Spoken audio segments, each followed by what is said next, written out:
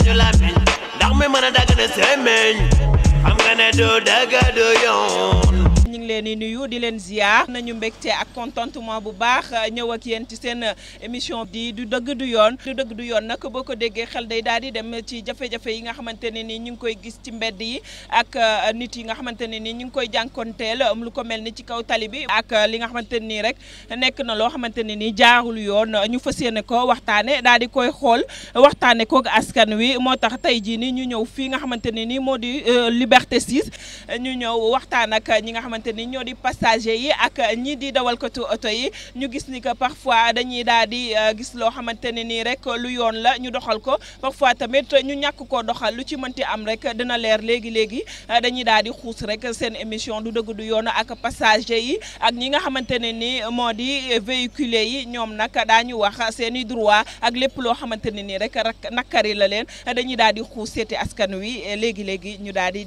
waxtaan ak ñoom. Oh God, Lord of mercy. Duñu tëj suñu gémmiñ bal ñu das suñu làmmiñ ndax mi mën a dagg na semeñ xam nga ne du dëgg du yoon. ayca sëñ bi ziar naa la. delloo naa la ziar. yow borom oto nga ngay dawal ñoo ngi la gis léegi ngay wër li nga xamante ni moo di rond point bi est-ce que xamoon nga li nga war a def te nga teg est-ce que teg nga ko ci yoon it tamit. waaw maa ngi sant yàlla bu baax ndax saa yu ñu dawal bu ne dañ koy jéem a teg ci yoon te ñu ngi ciy sant yàlla bu baax ndax bi ma ñëwee léegi ci rond point man am naa priorité pour dem kii may ñëw di ko xëccoo man dama koo bàyyi. yow kan nga jàppoon ne moo am priorité bi. nga amoon priorité parce que maa jóge ci voie bi nga xam mooy voie principale bi war a dem. gauche la wala droite. gauche donc su ma ñëwee man am na koo xamante ne man bu ñëwee njëkkante ko ak man dama koo bàyyi mu dem ñi ma ànd sax man du ma tooñ boo ma tooñee jéggal naa la ma ne ko man xëccoo ma comme li ma moom xëcc nga ko bàyyi naa la ko bu ñëpp amoon compréhension boobu ci kaw tali bi accident yi dana wàññeeku embouteillage dana wàññeeku embouteillage am na ci dëkk bi gaa mais li ko waral chauffeur si ñoo ko waral mais benn affaire tamit seetlu naa ko vraiment maa ngi koy saluer bu baax a baax fan yii les forces de l'ordre ni ñu jëlee circulation bi en main. mais tamit gis nañ ne que yéen it tant que agent bi taxawul rek du ngeen respecté li nga xamante ni moo di yoon bi. man de ma part daw naa ba 1h du matin feu bi tàkk rouge ma taxaw donc yow ku nekk yaa war doon sa agent bopp bul xalaat ne policier bi nekk fi lu ma neex nga war a def am na ci ay genre virage yoo xamante ne soo ko jublee waruñu ko def 2 voies benn voie ko ku ñëw ngir yàlla oto soo ñëwee fekk nit ki jiitu la toppal ci ginnaaw mu nekk benn rang demal ma dem topp waaye bu fekkee da ngaa bëgg a ñëw muus gis benn puqus bëgg cee jaay wiiriwaat ne da nga dugal 2 auto 3 auto nit ñi sax dañ lay jëppi sànq rek maa ngi koy wax ci bi ñuy ñëw ci station Elton bi pour mën a jël suufu pont bi pour dugg 2 voies Liberté 6 yi nii mais bu waa ji di expliquer ma ne ko fii benn voie la mënuma ñaari voie la ma ne ko moo tax muy xat policier bi ñëw taxaw ci côté bi ne leen fii benn voie la parce que da ngeen war a ñëw ku nekk topp sa morom vraiment loolu mu nekk loo xamante lu ma kii la ensuite tamit maa ngi vraiment félicité ni force de rawatina gendarmerie. ñi ngi def seen liggéey comme il faut mais tamit lan nga gis ne du dëgg te du yoon te muy am fii ci tali bi. ci kaw tali moom li ma gis maanaam mooy occupation anarchique bi ensuite tamit doo daan yi nga xam dafay nekk tamit bëri na ñaare mooy nid de poule yi bëri na trop parce que foo romb benn minute 2 minutes 1 pas 2 pas 1 mètre 2 mètres di nga gis ay pax ci kaw tali bi même réseau électrique yi nga xam moo nekk ci ak réseau téléphone yi ñoo nekk ci kaw tali bi am ay genre kubéeru regard yooyu ni ñu ko defaree sax baaxul donc kon li may ñaan mooy opération zéro nid de poule bi Karim Meïssa Wade waxoon nañ ko jéem a defaat Sénégal bépp tali boo xam mu ngi fii ñu fexe ba nga xamante ne dañ koy maasale beneen bi mooy raccourcissement fi leen nit ñi di jaar mu nekk ay yoonu grava ay yoon boo xam yoonu suuf la ñu ñaan ñu jël gradeur ñu gradé ko bu ko def oto yi mën a jaar pour mën a dem circulation am daal su fekkee ne ku nekk yaa ngi dawal ak sa xel embouteillage dana mën a wàññeeku nit ñi danañ mën a dem danañ mën a dikkaat. duñu tëj suñu gémmiñ bal ñu das suñu làmmiñ ndax mi mën a dagg na semeñ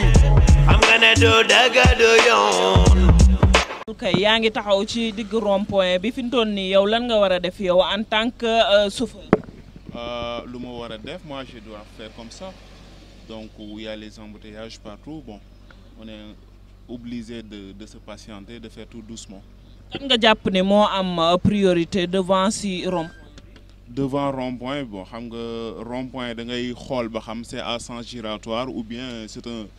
c'est obligatoire ça dépend ci nu mu demee rek ku ci nekk di nga xam yaa war a am priorité wala am waroo ko am. xam nga règle priorité devant un rond-point. effectivement. di le mot. parce que chaque jour ki nga xam par exemple bu ñëwee ki jógee gauche chaque jour moom moo war a dem ñi nga xam ni bu ñëwee dañu am ay marquages au sol ils doivent s'arrêter bàyyi ñeneen ñi jàll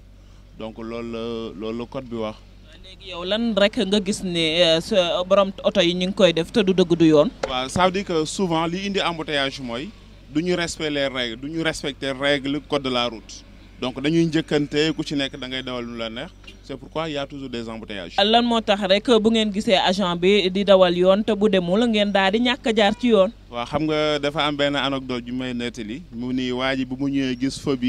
bi tàkk mu continuer pour police bi arrêté ko. ni ko infraction nga def xanaa gisoo feu bi moo ko ne non gisuma woon feu bi yow laa gisul quoi donc souvent c'est ça les gens ne respectent pas mais bu ñu gisee devant nit ki dinañ xam ni bu ñu defee dara ay sanctions ne leen ci fekk donc même avec les feux là il devait avoir des caméras yu nga xam ni képp ku def infraction ñu mën la sanctionner même. parfois tamit da ngeen di gis koo xamante ne nii day nekk ci passage piéton yéen borom oto yi du ngeen ko may ci moom ci droit am la ne. Oh bon, loolu moom ça veut dire que loolu ñàkk xam la parce que aussi souvent il y a les marquages au sol il y a les panneaux il y a tout ça donc si on respecte les règles ku ci nekk war nga mën a jàlle convenablement. suñu tëj suñu gémmiñ daal ñu daas suñu làmmiñ ndax mi mën a dagg ne semeñ xam nga ne du dëgg du yoon. priorité à droite moo fi dox. parfois da ngay gis koo xamante ne nii day daal di siif. bari nag justement taximaan yi ñoo ko fi daax sama mbokki taximaan yi. ñoo fi gën a nag siif te taximaan moom ñaara intérêt am rek. lu la gën a nakari fii ci rond point bi fii li ma fi gën a nakari mooy comme ça fii moom wax dëgg yàlla moom mooy jaaykat yi moom ci kaw tali bi lañu teg seen bagage xam nga loolu du yoon waaw loolu moom dañ ko fay war a jële moom. tamit nit war a xaar borom oto jàll te mu war a te moom warta jàll muy dem di bàyyi kooku nga xamante ne. non loolu moom tim du yoon waaw yéen tim ñu ngi leen di sant di leen gërëm. ndax yéen ñu baax ngeen quoi li bu ñëpp meloon ni yéen dëkk bi dina avancé. loolu moom ñàkk a jànge moom dañuy sonal ñu bari ci tali bi quoi parce que ay tableau ay bind la te boo mënul lire mooy loolu da ngay sonal sa bopp. suñu tëj suñu gémmiñ daal ñu daas suñu làmmiñ ndax mi mën a dagg ne semeñ xam nga ne du dëgg du yoon. maa ngi si tëri bi et am na chauffeur yoo xam dañu indiscipliné du lu may passage bi jaar si passage Kourouté bi. dañuy forcer ci kawam te c'est anormal deuxièmement aussi dañuy ñëw surtout jeunes yi amee scooter dañuy ñëw bu dee feu yi da ngay dem un moment donné yow bii jàll doo xam sa fooy teg sa tànk chauffeur yu indiscipliné ñoo indi embouteillage yi te duñu baal piéton da ngay gis sa piéton bu oto mbëkk mu jóg di wax mu yëg chauffeur yi wiccax loxo. xam nga ça du yoon. da ngay gis chauffeur boo xamante ne nii problème day daal di am nit ki war a jàll mayu ko mu daal di topp. bu dina la fàtte wax. xam nga feu bi dafay signaler passage piéton wan nit ki moo jéggi. mooy waral chauffeur bi di njëkkanteeg moom. moo di daf lay jéem sax doo def nang tam mbëkk nañ fii ay nit fi sama kanam te c'est pas normal parce que man moo tax may doon wax ni toujours damay wax ni permis war nañ ko xoolaat. ndax y a certains chauffeurs yoo xam sont très disciplinés xamuñu yoon xamuñu dara ñoom xamuñu xam téye volant vitesse mbëkk nit ñi. mais est-ce que yoon la agent bi taxaw fii di guider ñi nga xamante ne nii moo di dawalkat yi te dañu wax ne jàng nañ code de la route. foofu rek naa si wax un peu policier bi da ngay policier bu monté arrêté oto si circulation bi mu créé embouteillage bon du fooy paane agent bi day ñëw toog. taxaw fii di def signalisation gauche à droite di bloqué ñi mën dem ndax voie bi mën libre.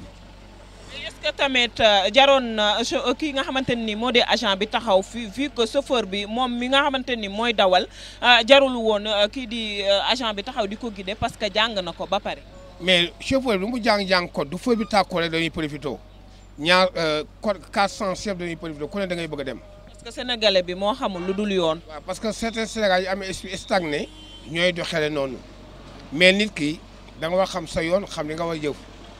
parce que conduire oto du dara si xel la te chauffeur war na xam dafa posé si ngelaw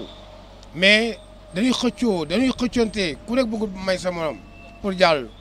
loolu rek la. lii nii nga doon jàll lu mu tudd. bon actuellement nii dafa bëri embouteillage te feu bi bu tàkkulee mënoo jàll il faut nga xaal feu rouge bi tàkk nga mën a jàll vert bi moom mënoo jàll da ngay xaar ba oto yi jàll ci kanam. mais décoration bi ci tali bi mooy lan. bon maanaam booy dox booy jéggi tali bi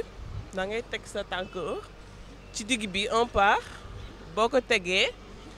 pour nga oto yi mën a jàll nga mën a taxaw ñu xam ne nit moo fi. lan moo tax nga ñëw ba ci trait bi nga taxaw. bon respecter code de la route rek. kon da ngaa jàng code de la route respecté ko noonu. waaw. léegi par exemple bu nit doon jàll da nga koy may wala lan ngay def. su nit doon jàll moom daa war a xool ci feu bi bu verree. est-ce que obligatoirement moom bu engagé woo ba pare est-ce que obligatoirement da nga war a bàyyi xel ci li nga xam ne mooy. waaw su engagé woo dama war a freiner bàyyi ko mu dem. merci. dañ loo gis nga ñëw ba ci passage clouté bi ngay jéggi lan moo tax ngay jéggee fi au lieu fële. waaw bien fii nii boo gisee ñu fiy jéggee pour ñu siy jaar la quoi waaye da ngay gis sax nga ñëw ba ñëw taxaw nga gis feu rouge bi taxaw fi nga war a jéggi da ngay gis sax oto bi ñëw taxaw si kaw nga yow boo war a jéggi il faut nga taxaw kon kañ ngay jéggi kon ba danoo war a mën a taxaw bu feu rouge bi taxawee ñu may nit ñi ñu jàll ñu bàyyi andi benn problème waaye da ngay gis sax yenn saa yi nga ñëw fii nii di jéggi nga ñëw gis oto si kaw kon yow fan ngay jéggee te fii pour jéggi pour dox moo tax ñu def ko si kon ñoom ñi nga xamante ne ñoom ñoo yor permis ñoo war a xam seen loi ba ëllëg ñu bañ di def benn problème waaw ok. suñu tëj suñu gémmiñ daal ñu daas suñu làmmiñ ndax mi mën a dagg ne semeñ xam nga ne du dëgg du yoon. sant nañ bu wér. yow taximan la ñoo nga gis ni que fii nii agent bi moo fi taxaw pour ngeen mën a respecter code bi nga xamante ni nii war na am fii problème mu feu bi. waaw. ma la ciy laaj nag ndax est-ce que xalaat ngeen toujours rek da ngeen di bàyyi agent bi di leen guider. non agent bi bu la guider rek dëkk bi am embouteillage bu fekkoon ñun ñëpp topp nañ feu bi ne ko noonu du am benn problème mais fekkee agent bi dafa taxaw agent bi day dem ba mu yàgg mu jaxasoo surtout comme ça ASP bi moom daanaka ñoom ñooy doxal fii te ASP yi ñu bëri xamuñ code de la route bi nu muy demee ñoom comme ça dañuy xool nu mu leen neexee da ngay gis. dañuy taxaw sax nga gis ñi di leen klaxonné ñuy sànni ay loxo te xamuñ ne ñoom lu ñuy doxalee kii bi feu bi sax moo gën loolu. mais parfois tamit dañuy feu bi day signaler que nit yi ñoo war a jàll mais da ngay gis borom oto boo xamante ne nii ma ngay daw di njëkkanteeg nit ñi du ko may. non loolu boo xoolee feu bi fu mu tàkkee weer nit ñi dañu njëkkanteeg kii oto yi te xamuñ ne bu tàkkee rouge la oto yi war a taxaw nit ñi dem ndax boo xoolee. si feu bi am na nit ki bu tàkkee weer la nit ki war a dem bu tàkkee ruus nit ki dafa war a taxaw. loolooy waral nag parfois nit yi ñàkk xam bi ñu xam loolu noonu oto yi di njëkkanteeg ñoom mooy waral parfois yenn accident yu ndawaan yi di am est-ce que waruñu ko moytu. mu bari moo tax mu bari waa te xoolal fi mu ne circulation bi sareet yi pousse-pousse yi moto yi lépp si circulation bi te lu xew rek dañ naan chauffeur bi la lépp nag lu xew rek lu ne rek chauffeur lañ koy jox. toor bi sa boor lañ koy jox. suñu tëj suñu gémmiñ daal ñu daas suñu làmmiñ ndax mi mën a dagg ne semeñ xam nga ne du dëgg du yoon. chauffeur taximan la déjà yaa ngi nii si feu bi oto yi ñenn ñi ni ngi taxaw ñenn ñi war a dem yow yaa ngi gis feu bi nii fi toll nii nan nga war a def. non damaa war a xaar ba feu bi vert ma doog a départ sinon agent bi mu ngi ci kaw tali bi mooy contrôler circulation bi. est-ce que yéen parfois tamit da ngeen di bàyyi agent bu fi nekkul rek ngeen di def lu leen neex. non bëri na ci chauffeur yi moom bëri na ci chauffeur yi waaw bëri na ci chauffeur yi mais xam nga ñëpp yemuñu am na ñoo xam ne duñu agent bu fi nekkul rek duñu xaar feu vert buñu xaar mu rouge dañuy ñëw rek buruxlu. léegi fi mu toll nii kan nga jàpp ne nii moo war a jàll. comme fu mu jàpp ni ci agent bi ça dépend ci agent bi rek ci moom la dépendre quoi. mais tamit da ngeen ko war a xam même bu fi agent bi nekkul sax ngeen xam code bi di ko respecté tamit da ciy baax. pourtant gars yi xam nañ code bi de dañuy def yëfu maa tey rek xam nga dawalu Dakar moom daanaka njëkkante la waaw fu waay xëj rek daanaka fa ngay jaar. mais jàppoo ni tamit est-ce que topp ko ni mu waree tamit mooy waral parfois ngeen ni am difficulté parce que tamit da ngeen di bàyyi li ngeen war a def ngeen def lu leen neex moo leen di yéexal si kaw mbedd mi. moom koy mooy yéexal ñu bëri sax ñoo yéexal ñu bëri embouteillage day te parce que agent bu fi nekkul woon fii bu xasee ba embouteillage bu xasee ba am rek kenn dootul dem ñëppay taxawandoo kenn du dem. suñu tëj suñu gémmiñ daal ñu daas suñu làmmiñ ndax mi mën a dagg ne semeñ xam nga ne du dëgg du yoon. ñoo ngi ci seen émission ba tey du dëgg du yoon ñoo ginnaaw bi ñu jaaree fee nga xamante ne nii moo di Liberté 6 fekk fa ñoo xamante ne nii rek dañoo taxaw ci rond point bi bëgg a jéggi wala koo xamante ne nii rek passage nga war a jàll foofu nga xamante ne nii moo di ca diggante rond point ba ginnaaw bu ñu fa jugee nag dem nañ fee nga xamante ne nii moo di Castor wax ak ñi nga xamante ne nii rek ñoo ngi jàll devant si feu yi passager yi ak ñi nga xamante ne nii ñoo yor borom oto yi ginnaaw bi loolu dañoo ñëw xuus fii nga xamante ne nii moo di Padoua ñu ngi seen ginnaaw gis nañu benn passerelle boo xamante ne ni pour nit yi la waaye ñu si bëri dañuy yàkkamti war na tax rek ñu daal di wàcc fi rond point bi di daw njëkkanteeg oto yi dëgg laam du dëgg du yoon la daañuy xuus léegi rek dem ak ñi nga xamante ne nii rek ñoo di askan wi laaj leen si seen i ay question sëñ bi nuyu naa la. oui maa ngi lay fay bu wér. est-ce que gis nga ne yoon la nit bàyyi passerelle bi di jaar si suuf. non loolu amul loolu tegu ko fen xoolal boo xoolee kii di jéggi nii tegu ko fen te ma xamal la benn affaire pont bi tamit pont bi pour nit ñi la nekkul pour xar nekkul pour leneen nekkul pour mala pour nit ñi la ñu bàyyi dëgër bopp te yéeg ci pont bi seen aar la nit ki luñ la defaral rek dañ ko war a fonk waaw boo ko fonkul tamit ëllëg lu la ci dal tamit mooy loolu boo jéggee fii oto na tëll Costa ñëw xool diggante pont bi ak fii loolu noonu xanaa day borom oto bi da koy neex rek mu am mu am fu mu la yóbbu wala leneen ak leneen mais buñ ñëwee Costa moom bu ñëwee rek tak xool xam ne diggante pont bi ak fii nii nga jéggi si oto laal la si yaa ko def sa bopp. lan nga gis loo xamante ne nii rek du dëgg te du yoon ci su diggante dawalkat yi ak ñi nga xamante ne nii ñoo di passager yi. voilà diggante dawalkat yi ñun mooy loolu ñun fii lañ nekk mais doo gis kenn koo xamante ne tamit loolu tamit. pont bi moom dañ ko war di yéeg ndaxte da ngay wàcc pont bi rek dugg garage pont bi moom boo ko bàyyee yaa ngi def jëy pont bi pour nit ñi la nee naa la pont bi nekkul pour mala pour nit ñi la nañ ciy yéeg te bàyyi dëgër bopp baaxut fii lu la si dal rek yaa ko teg sa bopp nit ku bu ñëwee xool diggante pont bi ak fii nii ñun garage bi fi lañ nekk fi la ñu liggéeyee mais wax dëgg yàlla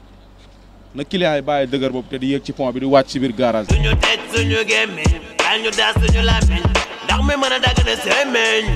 xam nga ne du dëgg du yoon. waaw ñooñu moom man li ma gis ñoom ñu mooy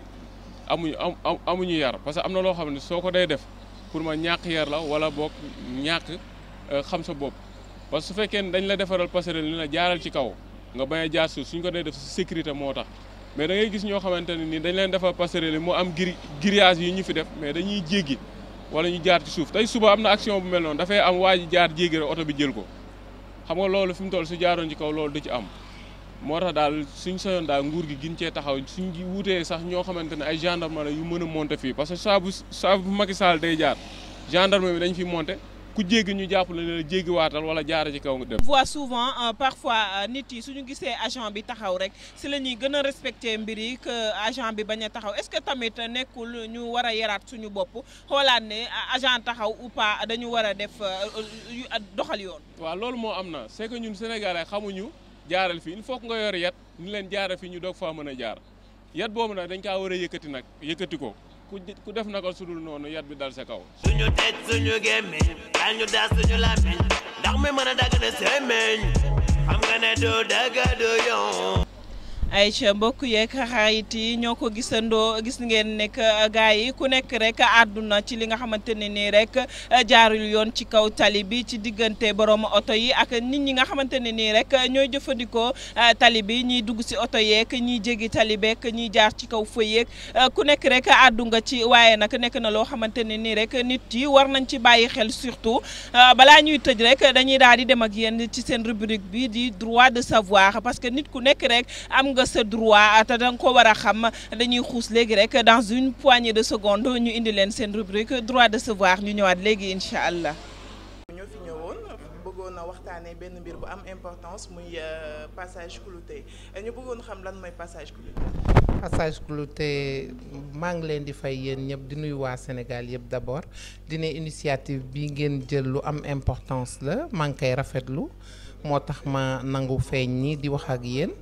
waaye passage clouté d'abord moom la ñuy tuddee d'habitude passage piéton nag dafa am solo ci kaw tali parce que kii la signalisation au sol la donc foofu moom mooy indiqué ni bu piéton bi ñëwee moom moo am priorité yow automobiliste bi boo ñëwee da nga gis piéton yi nekk foofu da nga leen war a may ñu traverser. donc priorité bi ki ko am mooy piéton mais pas ki nga xam ne moo nekk ci oto. piéton bi moo am priorité foofu yow automobiliste bi amatoo fa priorité. à quel moment la ki nga xamante ni mooy piéton bi ci la war a traverser tali bi. moment bi nga xamante ni automobiliste bi ñëw na ci passage piéton bi ba may ko pour mu jaar mais su fekkente ni automobiliste bi dafa engagé wu ba pare piéton bi dafa war a xaar parce que souvent day fekk ni moom moo ko jiitu donc engagé wu na ba pare ki engagé wu mënul freiner brusquement ci kaw passage piéton bi donc léegi piéton bi day xaar ba automobiliste bi jaar ba pare mu door a traverser. donc dafay laaj ci di piéton bi mu am genre nu mu positionné woo ci tali bi pour wane ne dama war a jéggi. piéton yi déjà pour ñu am genre nu ñu war a comporté woo ci tali bi il faut ñu xam ko am na ñu bëri ñoo xamante ne xamuñu lu muy signifier loo xamul lu muy signifier mun loo ko utiliser.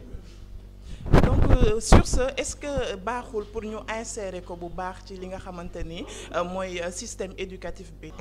dañ ko war a dugal ci système éducatif bi pour xale yi xam naka la ñuy comporter woo ci kaw tali bi bu dul passage piéton rek mais ak leneen déjà feu tricolore mu ngi am ci kaw tali bi xale yi war nañ leen jàngal ban moment la ñuy traverser ci feu tricolore bi. mais bu nekkee école rek lañ ko enseigner y a des gens qui n'ont pas eu la chance d'aller à l'école duñ ko xam donc dañ ko war a jàngal pour ñëpp dañ ko war a def éducation pour tous donc suñ ko defee dinañ sensibiliser population bi. est-ce que jël ngeen ci ay mesures pour sensibiliser ak population bi ak accident yu muy indi ak yëpp. ah non ñun jëluñu ci ay mesures pour mën a sensibiliser tout le monde mais ce qu'on a fait il y a des gens qui font partie de l'association des auto-écoles ñooñu commencé nañ ko dinañ ko def ko léegi lu ma mën sensibiliser mooy élèves yi may recevoir ma sensibiliser leen comme quoi dañu war a jàng code de la route ba ñu mokkal ko. waaw soo ko jàngee di nga mën a def éviter yenn yi ci kaw tali bi loo jàngul nag li ma la wax tout à l'heure rek loo jàngul mun loo ko tari. Merci beaucoup madame Bathily. C'est moi qui vous remercie parce que li ngeen di def nii moom laa la wax ci début bi may commencer man une initiative bu baax la da ngeen ko war a continuer ngeen di leen di sensibiliser pour ñu gën a xam parents yi aussi bu ñu toogee di seetaan ak xale yi aussi ñu bañ négliger li ñuy seetaan suñuy seetaan ñuy toog ak ñoom pour di xool li ñuy seetaan pour di leen mën expliquer lii lan la te am ouverture envers les enfants pour que les enfants osent poser des questions ñu war leen ci mën a répondre. ay ca mbokk yi moo ngi noonu droit de savoir moo nekkoon noonu dinañu jàpp ne nag nit ku nekk rek ku ko gis dina gën a mën a tax nga xamaat li sa droit ak li nga xamante ne nii sa wareef la nga war di ko def yow nit ki